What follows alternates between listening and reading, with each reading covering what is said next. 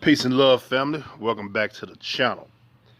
Just want to do a little more talking. They confirmed that over 345 people died yesterday alone in Italy. It said that Italy have more hospitals and places to lay people than the United States does. Now, I'm not trying to cause fear mongering, but it's really starting to get out of hand here. And it's definitely going to be a second wave to this virus. So if you think what you see in the first wave is one thing, wait till the second wave come through. It's going to be a lot stronger, and whatever they can create is probably going to be resistant to that. Now, with that being said, I want to touch bases and let y'all know that martial law could possibly be coming. It's possible that we going to see martial law here in the United States. I know it's other places. Italy is already starting to implement. Canada is about to start doing the same thing. You know, they just waiting on the go from the military. They waiting on the go from the government. So I'm not saying that they're gonna come and force us to be slaves or put us in camps. But what I am saying is that we're getting closer and closer to the government doing total control on everybody. If you go back to my last video, I told y'all how they're letting prisoners out in Ohio.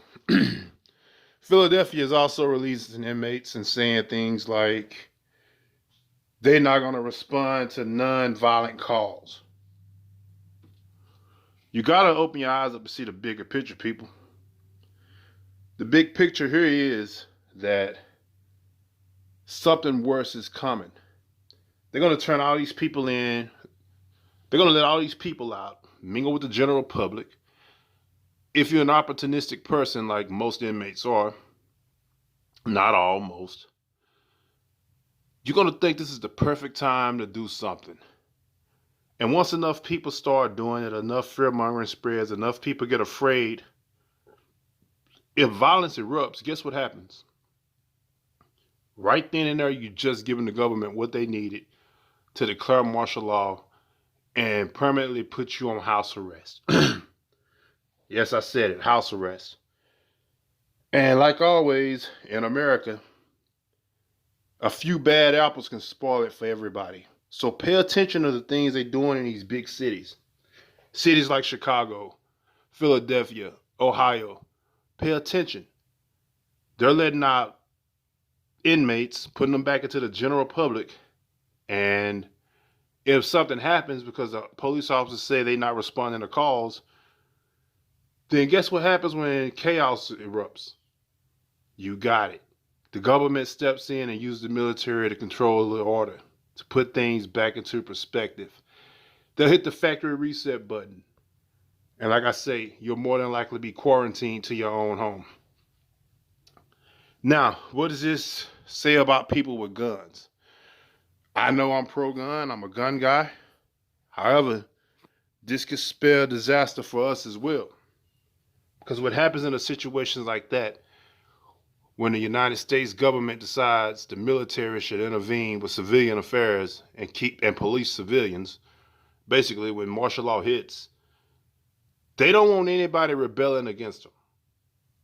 So the first thing they'll do is go door to door knocking and confiscating weapons. That could be a bad thing for gun guys. Now you heard me talking about bugging out. I do. I have a bug out location. I have a house in the city. We got a nice man cave. It's full of gear. We also got bug out bags that we'll actually sell to you. We have so many. In my family, it's a hobby. We do that for a hobby. But back to what I was saying. If they go door to door taking weapons, confiscating weapons like they did during Hurricane Katrina, this could be bad for gun guys. So I'm asking you, what's your bug out plan? Are you going to sit there and bug in? Are you going to load your gear up, load your family up, and get to a remote location? Personally, I have a remote location. Like I say, We have a farm thanks to my grandparents. They left us something. You know, wasn't a lot of money they left us, but they left us land. At any rate, that's where I'm going to. Me and a few cousins of mine and a couple of guys that I shoot and train with, guys that I prep with. And we looking to grow that organization, by the way. So if you hearing our videos, if you on this video and you listening, reach out to us for more information. You know, we want to put something together to help not just black people, but all people. We prep with everybody. You know, at the end of the day, when things happen, we all Americans.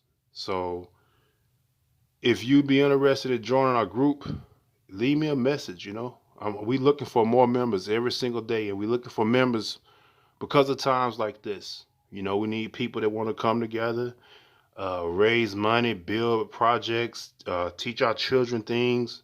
There's so many dying arts going on, you know. The art of survival, it's a dying art now. You know, I know kids don't know how to change tires, or kids don't even know how to they don't even know how to fish these days. Technology is a good thing, but it could also be bad, and we need to get away from that. At any rate, going back to this, they always say it's nothing like a natural disaster to pull people together. I'm seeing everybody in America, a lot of blacks, a lot of whites, Hispanics. I'm seeing people come together, be friendly to one another. I'm also seeing in other media where two women had a fight over toilet paper. But long story short, when things like this happen, we are tested as people. You know, we tested as humans. We got to band together.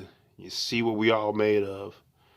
If we ever learn to stand together, the world will become a better place. I can't think of the name of the theory right now. I don't want to be an idiot, so I won't say it.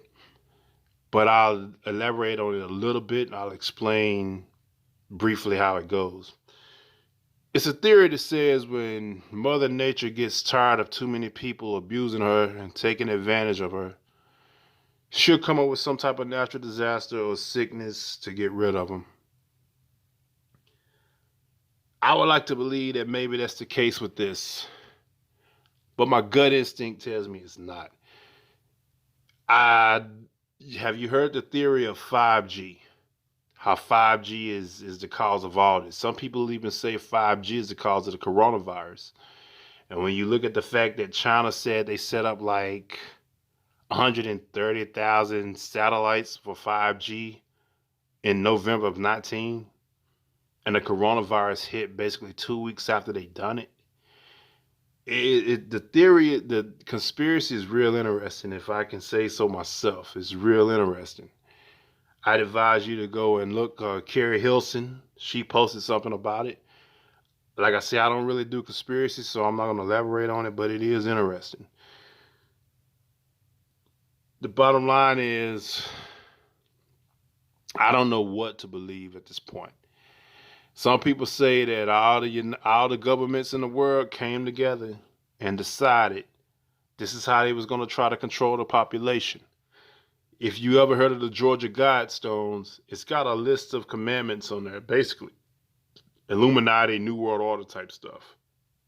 And one of them says to maintain a global population under 500 million. You know, it's an estimated 7.5, maybe 9 billion people on Earth right now.